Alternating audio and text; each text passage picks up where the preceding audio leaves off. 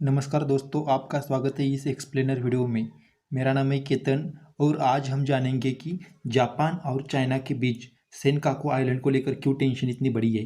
तो दोस्तों मेरा आप सबको विनती है कि आप ये वीडियो अंत तक देखें और इसे सब्सक्राइब ज़रूर करें। तो दोस्तों आज के दिन में चीन सभी पड़ोसी राष्ट्र के साथ अपनी दुश्मनी निकल रहा है एक्सेप्ट रशिया को छोड़कर। वो सबको साथ कुछ ना कुछ कुरघोड़ी कर रहा है। वो भारत के साथ कर रहा है, फिलीपींस, इंडोनेशिया, वियतनाम और इतना ही नहीं, जापान के साथ भी कर रहा है। जापान और चाइना का सेनकाकू आइलैंड को लेकर एक बहुत बड़ा इश्यू है।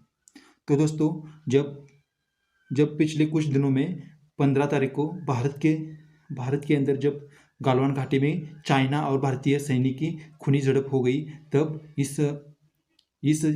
उस वक्त चाइना का पूरा लक्ष्य भारत के तरफ था। तब इसके फायदा लेके जापान ने 15 तारीख को एक अपने संविधान के अंदर एक बहुत बड़ा चेंज कर दिया।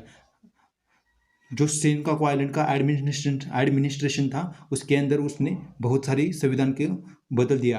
तो अब उसने ऐसे बदल किया है कि जिसका सेनकाकू आइलैंड का पूरा एडमिनिस्ट्रेशन डायरेक्ट जापानी गवर्नमेंट के हाथों में आ गया और ज़्यादा पावर हो गई। तो इसके बदले चाइना को बहुत बड़ी टेंशन पैदा हो गई और चाइना की कम्युनिस्ट पार्टी ने इतना भी कह दिया कि अब वो जापानी सेना पर हमला करेगा।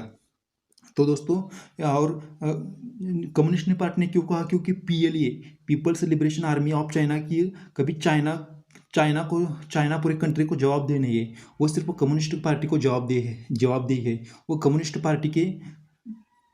पार्टी के लिए काम करती है, तो इसलिए कम्युनिस्ट पार्टी ने ये ऐसा कह दिया। और तो दोस्तों ये सब कुछ हो रहा था तब जापान ने कुछ ऐसे संविधान के अंदर नियम बदल के चाइना को बहुत बड़ा चाइना के अंदर एक बहुत बड़ी टेंशन पैदा कर दी। तो इसके बदले चाइना ने अपने नेवल वेसल्स और कुछ पानडुब्बी सेनकाकू आइलैंड के पास भेजनी शुरू कर दी। तो ये देखकर जापानी पैरा कमांडो भी जापान ने अपने सेनकाकू आइलैंड के पास तैनात कर दिए। और उस वक्त उस पैरा कमांडो को ऐसे जापानी कुछ पानडुब्बी सेनकाकू आइलैंड के पास चीनी की कोई पानडुब्बी दिखी तो उन्हें कड़े सख्त शब्दों में उन्हें वापस जाने को बोल दिया।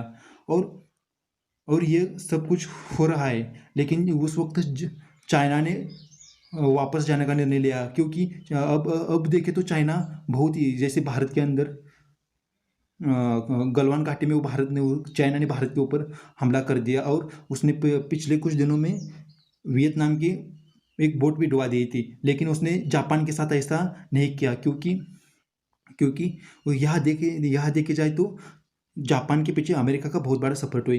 क्योंकि 1971 में अमेरिका और जापान के बीच एक बहुत बड़ी संधि हो गई थी। जब कोई देश जापान के ऊपर हमला करता है तो वो सीधा हमला अमेरिका के ऊपर माना जाता है और अमेरिका उस युद्ध में खुद पड़ता है। और वैसे भी देखा जाए तो एक अमेरिका कुछ राष्ट्रों को न्यूक्लियर अम्ब्रेला प्रोवाइड करता है, उसके अंदर भी जापान आता है। मतलब कोई देश जापान के ऊपर न्यूक्लियर अटैक करता है तो वो न्यूक्लियर अटैक सीधा अमेरिका के अंदर माना जाएगा और वो अमेरिका उसके प्रति जवाबदेही कार्रवाई करेगा।